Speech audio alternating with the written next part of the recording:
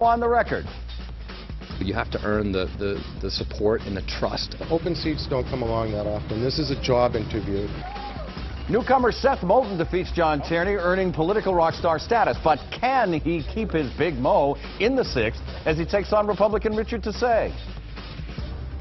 Charlie Baker believes in an economy that works for a few at the top. And we know the other side and their special interest friends are going to stop at nothing. Road to redemption for both Baker and Coakley in their quest for governor. It'll be Baker and Coakley. Let the race and the prognosticating begin. And Granite State fireworks, and not the kind that you can buy in Seabrook. The Shaheen Brown U.S. Senate head-to-head race and the national implications. From WCPB Boston, the inside word from Washington to Beacon Hill. Today's newsmakers are going on the record. Good morning, everyone. I'm Ed Harding, along with News Center 5's political reporter Janet Ruth. Thank you for joining us on OTR this morning. Our guest is Democrat Seth Moulton. He pulled off a big political upset this past week, defeating 18-year incumbent Congressman John Tierney. He's a political newcomer, as you know. He's from Salem. He's a former Marine and served 4 tours in Iraq. He's a businessman, a graduate of Harvard and Harvard Business School. Sir, first, congratulations. Now, you were telling me before the show you ran in one other race in your life. In 7th grade. And what happened? And I lost. What was the race for? It was for school treasurer. Oh, see, look at that. There you go. So you've turned your destiny around. Trending in the right direction. You've turned your fortunes around, right. So your victory may have been really the biggest surprise of primary night. The Republicans say, however, that you won on the theme of change, yet you have stated your stands on issues are practically the exact same as John Tierney's. The Republicans are now calling you a less effective carbon copy of John Tierney. So is there any difference between you and Tierney? Look, the voters were very clear that there's a difference between me and the congressman. Tell us what those differences are. The voters want new leadership. They want people who will go to Washington to actually get things done. Not just vote on the issues, but ensure that we actually make progress, because there's so much gridlock in Washington, D.C. And a lot of my time, my career, has been spent working with people from different sides of the aisle. You know, when I was in Iraq, I didn't have a platoon of all Democrats. We came from all over the country, and yet we were able to set aside our differences to do what's best for America. And fundamentally, I think that's what people expect of Congress as well. Richard Tassay will say that he's had 30 years of experience doing exactly that because he was a Republican in a Senate that was dominated by Democrats. He had to vote, you know, a certain way with his Republican colleagues, but half the time he probably voted with the Democrats. So doesn't he have a record of actually working on both sides of the aisle more than you do? Look, he's had 30 years of experience as a career Republican politician.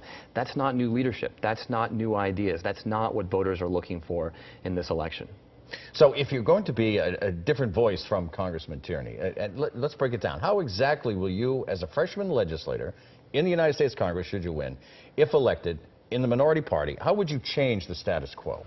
Well, I think you have to be willing to talk to the other side. Now, that doesn't mean you compromise your principles, but it does mean you work hard to find common ground. And I think there are some great examples of younger members of Congress who are doing that. Congresswoman Tulsi Gabbard is a young veteran who was elected in 2012. She formed the Future Caucus, she calls it, with a moderate Republican, another young member of Congress named Aaron Schock. And together they are working to break through the gridlock and pass legislation. That's the spirit of leadership that I think we need, and I'm looking forward to working with members like that to get things done. Now, what about House Democratic leader Nancy Pelosi? A very close ally of John Tierney's. Do you think she's going to be helpful to you specifically in getting things done in Capitol, putting bills through that you want to see passed? I know she's going to be helpful because she gave me a very gracious phone call yesterday and pledged her support. So I look forward to working with the House leadership. More importantly, how about money? She was very helpful to John Tierney in raising money. Did she offer to help you raise money as well for this general election? The House leadership in general has offered a lot of support because we have to raise money to make sure we get our message out. It's one of the tough parts of being in politics these days. But voters want to hear this message. They want new leadership. They want change. They want someone who will fight for democratic values. That's what I'll do, and I'll work hard to do it. So you're going to be able to match dollar for dollar because the Republicans are going to pour a lot of money into this race likely. Look, they're going to pour a ton of money into this, and I don't know if we'll be able to match it dollar for dollar. But we're going to get out there on the streets meeting voters. I've been to over 50 campaign stops just in the past weekend. That's the same kind of hard work we're going to put in to earn the trust of voters in the 6th. And let's talk about what you heard this week. You heard the president talk about what he calls ISIL, ISIS, the Islamic State, whatever name they prefer to go by the name of the Islamic State. I just wondering, as an American, as a veteran, what do you think of what the president said this week? Look, I think he's on track. We need to defeat ISIS. They are a national security threat to the United States of America. They have killed Americans abroad, and they have clearly stated their intentions to kill Americans at home. I mean, don't forget, this is a group that was excommunicated by al-Qaeda for being too extreme. So we need to defeat ISIS, but I also believe we should not be doing it with American ground troops. At the end of the day, Iraq needs to be able to defend its own borders. And we cannot get dragged into another ground war or do the job for them today only to have to come back and do it again down the road. But that was part of what the president said. 475, the word was advisors that he used, but essentially those are people on the ground. Well, this is a part of the president's plan that I'm very concerned with, because I've been a military advisor in Iraq. In fact, 10 years ago last month, that was my mission as a Marine lieutenant. And when the Iraqi unit that we were supporting got overrun by the militia, we went to back them up and quickly became embroiled in the worst ground combat of the war until that point. So a military advisory mission can very quickly slide into a full combat mission if we're not careful. Does ISIS create a unique set of circumstances? It's not a country.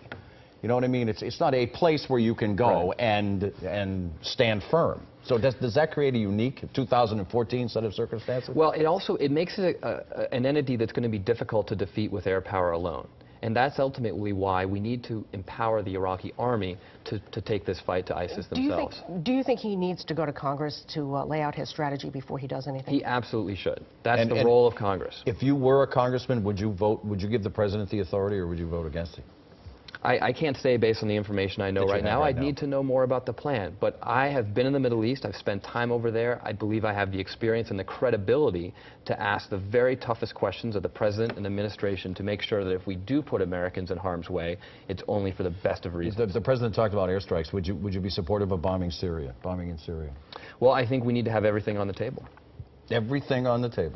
Well, look, I mean, Syria is in chaos, and Americans have been killed in Syria, so absolutely we should examine that option. But we've got to ask real tough questions before we commit to anything. We have hit the point in the show where we'll do the pop quiz. All of a sudden, a smile appears in his face. We'll see if you're smiling at the end. No, I'm just teasing.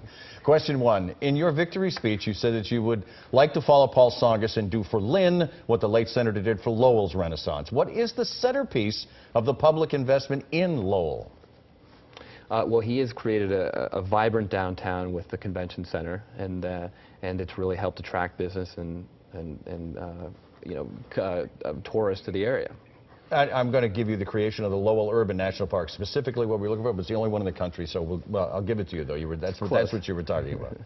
So, speaking of Lynn, Mayor Judith Flanagan Kennedy says that a recent influx of illegal immigrants is stressing the largest city in the 6th. Approximately how many new undocumented minors are being educated by Lynn just this year? How many new undocumented minors are being educated by Lynn just this year, approximately? I don't know the exact number, but as I talk to people in the school system, they feel completely overwhelmed. It's a serious problem. It's 600, and most of them from Central America. We continue on the record with Seth Moulton. Stay with us.